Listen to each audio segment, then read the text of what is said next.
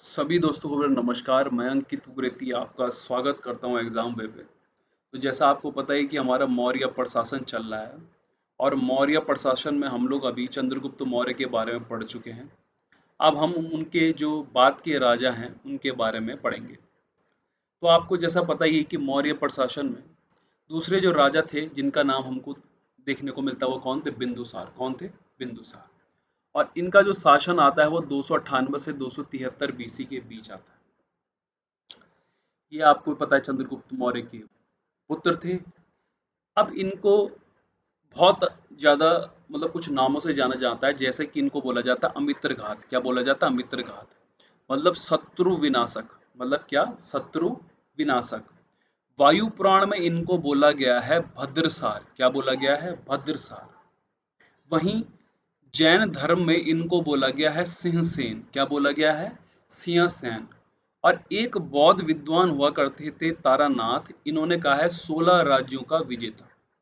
तो ये चारों नाम आपके लिए बहुत इंपॉर्टेंट है जो कि आपको ध्यान रखना है। ठीक है। अब ये जो संप्रदाय को फॉलो करते थे वो थे भाई कौन? आजीवक संप्रदाय। और इस आजीवक संप्रदाय की जो फाउंडर थे वो थे मक्खलीपुत्र गौसाल। भाई क्या थे? मक्खलीपुत्र गौसाल। अब इनका जो कार्यकाल था किसका? बिंदुसार का। तो आपको पता कि यहाँ एक सीरियन नरेश हुआ करता था एंटियोकस।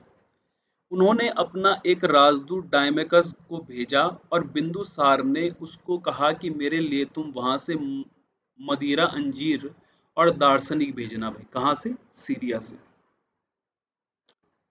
अब बिंदुसार की सभा में एक 500 सदस्यों वाली एक मंत्री परिषद थी जिसका प्रधान खल्लाटक था। क्या था? जिसका प्रधान खल्लाटक था। बिंदुसार के शासन काल में तक्षशिला, जो कि कहाँ की इन दो नदियों के बीच था, वह सिंधु और झेलम नदी के बीच में था, विद्रोह हुआ। इस विद्रोह को दबाने के लिए बिंदुसार ने पहले सुसीम को भेजा और फिर उसके बाद किसको भेजा? अशोक। तो ये जो बातें थी ये हमने बीच बिंदुसार के बारे में पढ़ा। अब बिंदुसार का पुत्र हुआ कौन? अशोक। अब अशोक का यहाँ पे हम लोग क्या परिचय पढ़ेंगे? अशोक द ग्रेट जिसको हम कहते हैं। तो अशोक जो है सम्राट बना आपका 269 बीसी में, 269 बीसी में, है ना। और इससे पहले जो था वो कहाँ का राज्यपाल था? कहाँ का गवर्नर था? अवंती का। कहाँ का? अवंती का क्या था? राज्यपाल था। अब आपको पता है कि इनके जो पिता थे वो बिंदुसार थे, माता सुभद्रांगी थी। और ये पता कहाँ से चला भाई? हमें बौद्ध ग्रंथ दिव्यदान के अनुसार इनकी जो माता थी वो कौन थी? सुभद्रांगी थी। अब अशोक को कई नामों से जाना जाता है, हर जगह कुछ अलग अलग पता है। जैसे कि आपको पता है कि मास्की, है ना, मास्की, गुज्जर, नेतुर और उडेगोलम लेख में अशोक को क्या कहा गया? अशोक। जैसा कि आपको यहाँ पे तस्वीरों में भी दिख रहा है कि ये ऊपर वाला गुज्जरा शिला लेख है और ये वाला क्या? मस्की का अभिलेख है भाई। वहीं कर्नाटक में कनगहल्ली शिलालेख में इसको कहा गया राणियो अशोक, मतलब राजा अशोक। क्या कहा गया? राजा अशोक। पुराण में अशोक वर्धन बोला गया है। भ्रावु अभिलेख में अशोक ने स्वयं को क्या कहा है? मगध का राजा कहा है। सर्वशक्तिशाली राज्य जो था मगध, वहां का क्या बोला गया है? राजा खुद को बोला किसने? अशोक ने। किसमें? भ्रावु अभिलेख में।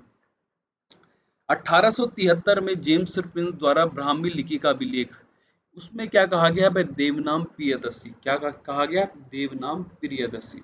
ठीक है।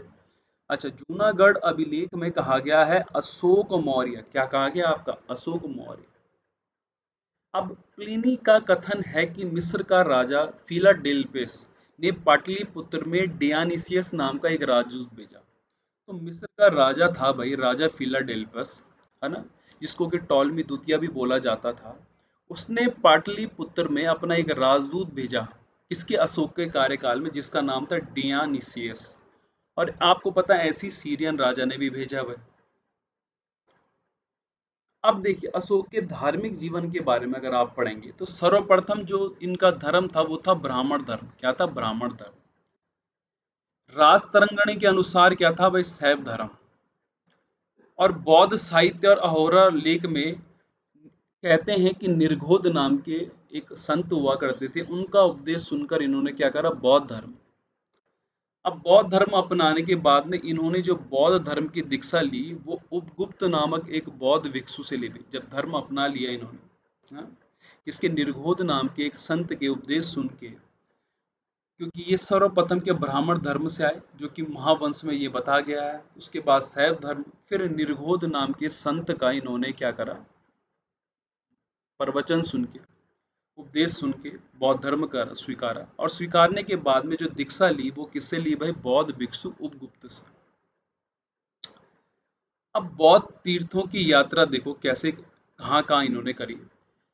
अपने राज्य अभिषेक के 10वें वर्ष में ये बौद्ध गया गए, 12वें वर्ष में ये निगाली सागर गए, और 12वें वर्ष में ये कहाँ गए भाई, लुम्बिनी। कहाँ गए, 20वें वर्ष में कहाँ गए, लुम्बिनी। अब जब बौद्ध धर्म स्वीकार कर लिया था राजा अशोक ने, तो इन्होंने बड़े स्तर पे क्या करा, बौद्ध धर्म का प्रचार शुरू कर। तो ये कहा जाता है कि लगभग 84,000 स्तूपों का क्या करा गया, निर्माण करवाया। किसने भाई, अशोक महाराज ने। और इनके जो पुत्र हुआ करते थे महेंद्र और पुत्री संघमित्रा, इन्होंने इनको कहाँ भेजा, श्रीलंका, जिसको उस टाइम पे क्या कहा जाता, सिलोन। क्या कहा जाता, सिलोन। और क्यों भेजा भाई, बौद्ध धर्म का प्रचार करने के लिए। इन्हीं के कार्यकाल में तृतीय बौद्ध संगति हुई, वो कहाँ हुई, पाटलिपुत्र पे।